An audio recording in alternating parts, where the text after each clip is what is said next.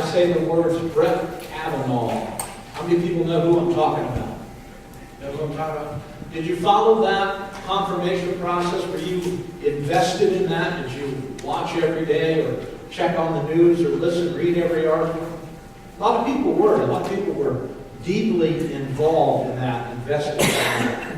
Now, my reason for bringing up Brett Kavanaugh is not to make the case why he should have or should not have been confirmed to the Supreme Court. I'm certainly not going to try to prove or disprove what he was accused of doing. That's not why I bring it up, all right? I bring it up because I want you to put yourself in his shoes for a moment. You know, there's no way, none of us know whether he's guilty of the things he was accused of or not, all right? But for the purposes of the sermon illustration, what if he wasn't? Okay? Again, don't walk out of here and say, Pastor David presented a Kavanaugh, and I didn't say that. I didn't say that at all. I said, I want you to put yourself in the shoes of somebody who's accused of something they didn't do. Whether that's true in his case or not, I don't know. But what if you have been accused of something you didn't do? And you're on trial. You're on a witness chair. You are being grilled and accused. And witnesses are coming forth. You are being wrongly accused of something you didn't do. And you struggle to find a way to prove that you didn't do it. How would you feel?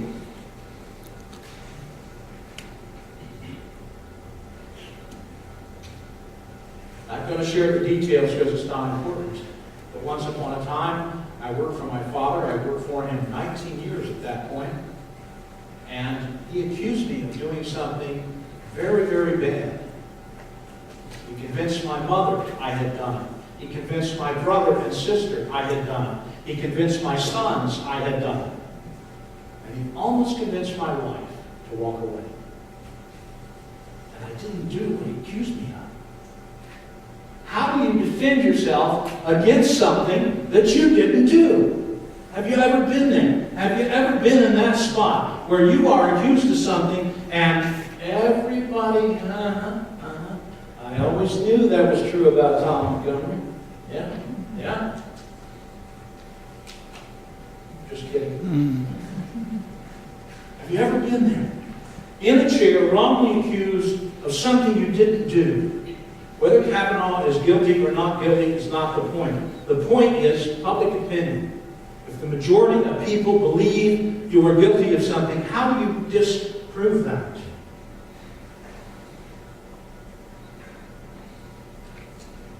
What if it happened to you? That's the question.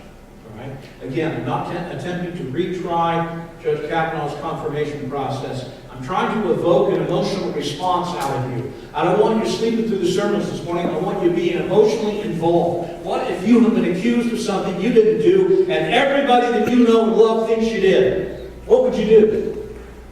And furthermore, you have to go to court and you sit in a trial and you sit and the judge accuses you and you're not guilty. What would you do? What would you feel?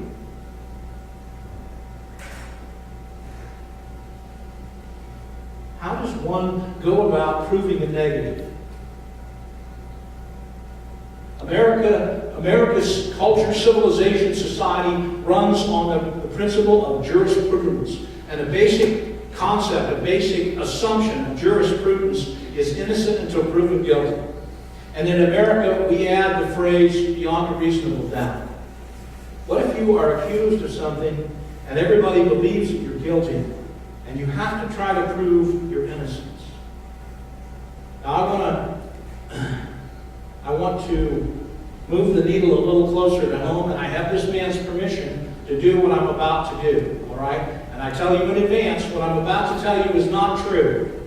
Listen up. What I'm about to tell you is not true. But just suppose there's a man in this church family who owns his own trucking business. And he drives a truck. And he has cause to go to Marysville frequently. And the public reason for doing that is there's a Honda plant in Marysville and there's a Honda plant down here in Shelbyville. And they have short-term needs and he runs back and forth. But what if I told you I have a college friend who lives in Marysville who happens to know this gentleman? And my friend who I went to college with has observed this man going into a single woman's house when he goes to Marysville. What if I tell you, I have it on pretty good authority, that he has a girlfriend in Marysville? And while he uses the Honda thing as a cover story, he's really going there to see his girlfriend. What would you think? Now, I'm not going to name names. Maybe you know who I'm talking about. Maybe you don't. What are you thinking about right now? Right? Is it possible that I know something that I'm telling the truth? Do you wonder? Do you wonder if whether it's true or not, even though I told you in the beginning it's not true? You see, we as human beings, we have a natural tendency to believe the worst about people. There's just something in the back of our brain saying, I always knew that about. What if you're accused of something you didn't do, but everybody thinks you did? Now, I unfairly and unjustly put this gentleman on trial, and I did so for a purpose. I want to stir your emotions. I want you to think about what I'm preaching about. What if you're accused of something you didn't do, and everybody thinks you do? Now, we're going to move that into Scripture. We've proceeded far enough in our study of the Gospel of Luke. We're coming to the end of chapter 12. We're going to look at verses 49 through 59 this morning. And what I've been talking about is what Jesus is talking about. We're going to look, there's three parts, there's three unique sections in this Scripture. So we're going to read a Scripture, let's read a section, talk about it. Read a section and talk about it. First section is 49 through 53. Jesus says, I have come to cast fire upon the earth. Really? I didn't think that was quiet. I have come to cast fire upon the earth, and how I wish it were already kindled. But I have a baptism to undergo. How distressed I am until it is accomplished. You suppose that I came to grant peace on earth? I tell you no. But rather division. For from now on, 5 members in one household will be divided, 3 against 2, and 2 against 3. There will be divided, father against son, son against father, mother against daughter, and daughter against mother, mother-in-law against daughter-in-law, daughter-in-law against mother-in-law. I came to cast fire on the earth. I thought Jesus came to bring love and peace and harmony and joy and comfort and salvation. He says, I came to bring fire. What does that mean? What's the fire that he's talking about? Well, and the answer is pretty obvious when we read the next 2 passages. He's talking about the fire of the gospel. The fire of the gospel. And what is exactly the gospel? In case you've never heard it, here it is in a nutshell, right? You're a sinner. I am a sinner. We are born in sin, we live in sin, and we will die in sin, and we will pay the price for that. But the good news is we don't have to. Because God said sin has to be covered in blood. An innocent sacrifice has to be sacrificed, has to be killed. And the blood of the innocent sacrifice covers the sin. And the gospel news is Jesus is the innocent sacrifice whose blood was spilled to cover our sins. The gospel news is good news and bad news. The gospel is a fire that will consume people one of 2 ways. The gospel will fire you up and excite you and bring your life alive. It will get you out of bed every morning with excitement and joy. It will fire the furnace, or it will burn you eternally if you don't believe it.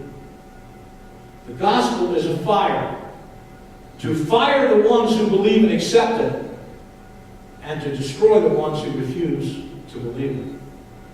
Jesus says, I have come to cast fire upon the earth, and I wish that it were already kindled. That is, believe it or not, a cry of Jesus' humanity. He's frustrated. He's frustrated that so few people have bothered to do anything, to believe him, to truly understand who he is. And then he says, I have come to be baptized with a baptism that I don't really want to go through. The baptism he's talking about is the baptism of his blood. He's talking about his death on the cross. His immediate future is going to be filled with great pain and great suffering. Have you ever known that something was coming in the future that you just absolutely dread? I know many of you have undergone surgeries that were very scary surgeries. And as you look towards that, I know that you were filled with dread. All right? I have never faced a life-threatening surgery yet. All right? And this is very mundane, and I know it's mundane, but it's the closest thing I've ever felt. When I was a kid, I didn't understand dental hygiene, and I took very poor care of my teeth, and therefore every visit to the dentist was a visit of agony. Absolute agony. And I just dreaded having to go. Because I knew the checkup would lead to another 2 weeks or 3 weeks or 5 weeks or 10 weeks of jabbing and sticking. And by the time it was done, it was time to start over again. Have you ever faced something you just absolutely dreaded? And I have no way of equating my dental experience to Jesus' death on the cross. Nowadays, I've gotten over my thing of the dentist, and now it's the MRI department at the hospital. Jesus is facing something that's just twists his stomach in knots. Do you think he wanted to go to the cross? Do you think he wanted to hang on that tree and suffocate on his own organs? He was a human being. I have a baptism to be baptized, and how great is my distress until it's accomplished. He knows what's going to happen. He feels what's going to happen. He sees what's going to happen. And he has to live with it every day until it happens. That's what he's talking about. You think I came to get peace on earth? Wow. In case you don't know this, there will never be peace on earth. Not as long as human beings exist. There will never be peace on earth. You know, Jesus says that his presence and his gospel is divisive. Essentially, he's saying, you either believe me or you don't. You're either going to heaven or you're not. And families, there will be families who some do and some don't. And they will argue. You want to have an exciting Thanksgiving dinner? Bring up religion. Talk about Jesus. There'll be somebody around that table who will take exception. Unless it's a party of one. Jesus says, I will cause division. May I have the second section, please? Pam and I have gotten, we've watched 2 episodes, I think, of a new show called God Friended Me. It's pretty cool. And in the show, the main character, he's an atheist and he blogs about it. He has an audible blog. And his dad's a pastor of many years. And they barely can say hello, and off they go. That's a good example of what Jesus is talking about. And he was also saying to the crowds, when you see a cloud rising in the west, immediately you say, a shower is coming. And so it turns out. And when you see a south wind blowing, you say, it'll be a hot day. And it turns out that way. You hypocrites. You know how to analyze the appearance of the earth and the sky, but why do you not analyze the present time? Those of you who are farmers, before there were computers, before there were satellites, before there were digital phones and smartphones and all that, how did you know when to plant? I could ask maybe Mr. Lauren if I really wanted an answer. How did you know when it was time to plant? And based on what my grandpa told me, he would go out, he would test the soil, he would feel it, he would smell it, he would look at the sky, he would judge where we were in the season, and he had markers like, how the buds and all that, and he would choose to plant based on the signs of nature that he had observed for years and years and years. I learned very quickly in long-distance motorcycle riding, it's a lot wiser if you figure out what the clouds are going to do, which ones hold water and which ones don't, or which ones hold enough water to drop it, because they all hold water. I have become reasonably adept at identifying, do not go that way or get wet.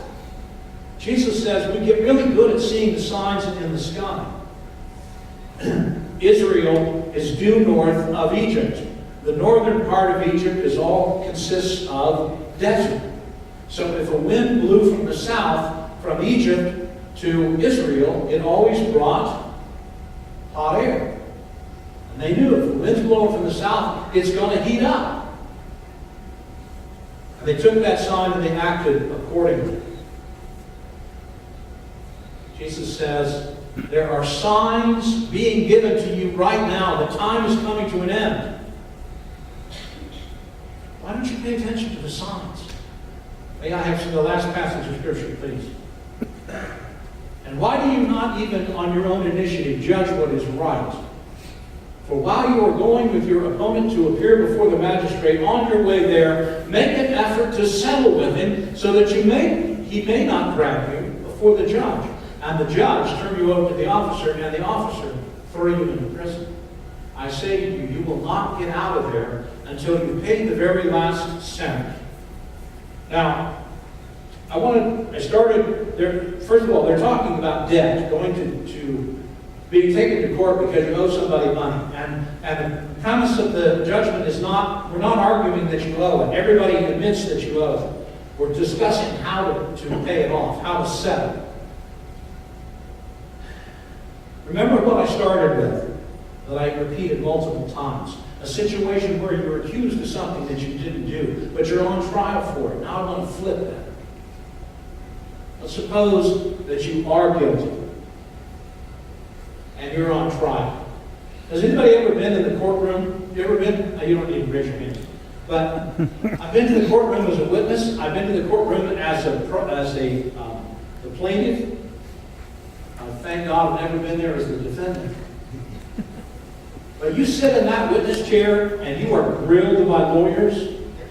You can be the most innocent person in the world and they'll have you tied in knots in just 2 minutes. All right? They'll ask questions like, do you still beat your wife? Yes or no? There's no right answer for that. Do you still beat your wife? Can you imagine being in the courtroom and being guilty of what you're being charged?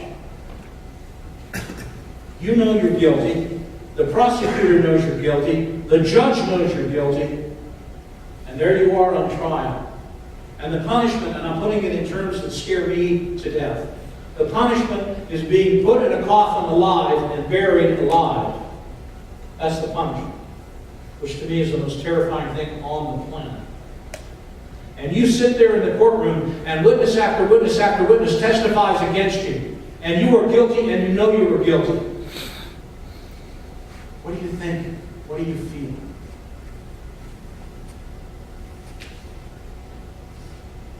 Now, what I'm about to say, I think is going to make you uncomfortable.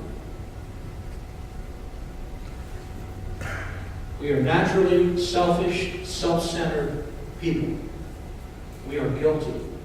We are guilty of what God is charging us with. We are sinners. We are sinners. We're born in sin. We have a natural inclination to sin. We want to live in sin. We want to be kings of our own world, queens of our own world. We don't want to answer to anybody.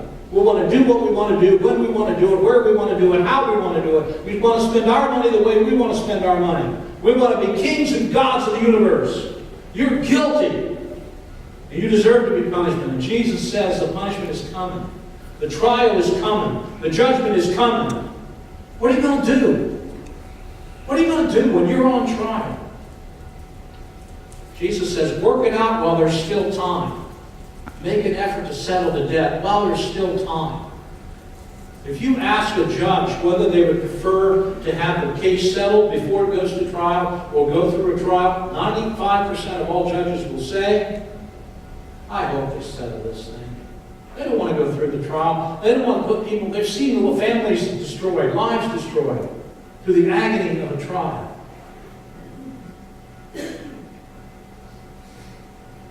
Go to before your accuser takes you before the magistrate and make an effort to settle with him. What is Jesus trying to say? As long as you're alive, you have a chance to get out of the trial, to avoid the trial. Do you understand? Your trial date is already set. Your date for trial is set right now. It's coming. And so is mine. And that trial date can be a day of joy or a day of agony. Jesus says, settle before the time comes. A lot of people, a lot of Americans want to believe what they want to believe, and the thing that they want to believe above all else is the batting average theology. I've told you this before, I think. They want to believe, if I leave the world a better place than when I found it, God's got to take me to heaven. If I do more good than I do harm, God's got to take me to heaven. If I'm a nice person and I do nice things, God's got to take me to heaven. It sounds good, doesn't it? It sounds logical. Except it puts aside the one basic truth. We start as sinners. We are not good people. We are not good people. We are sinners.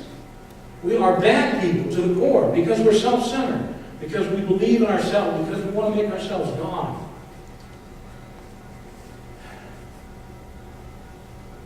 God says good is defined with the Ten Commandments. And you know the Ten Commandments well enough, I don't have to rattle them off. We're not good.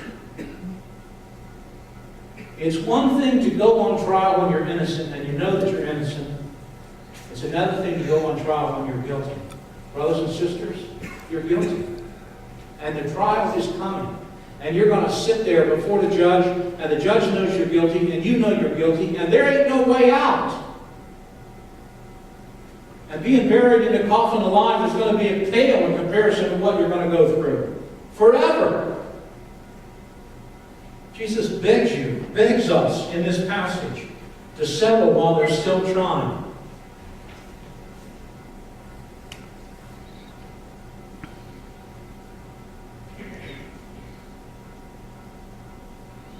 We don't want to do that, do we? We want to live our lives our own way.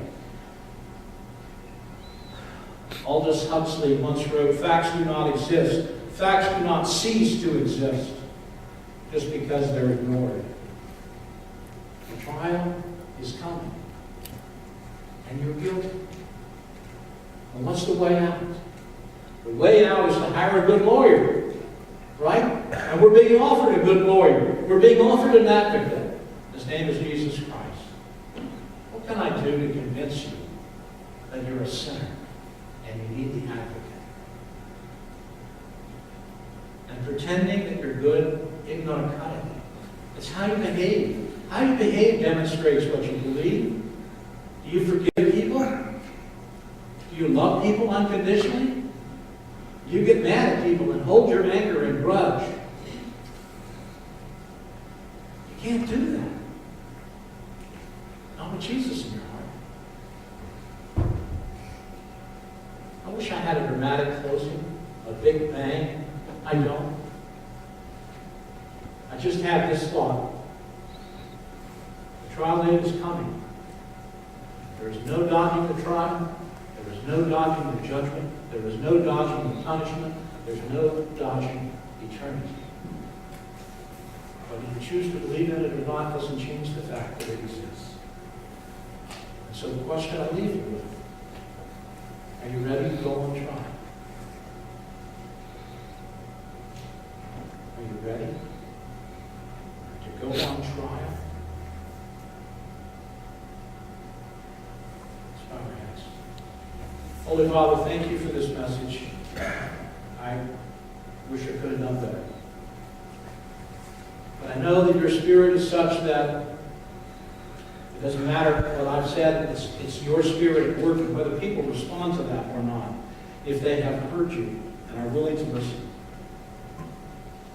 I know there's a lot of pretend going on. I know there's a lot of batting average theology being lived out in one way or another.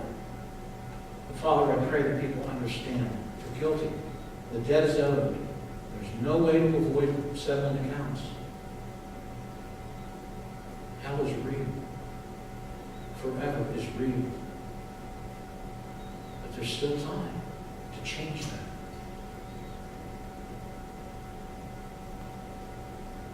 May somebody be convicted of their situation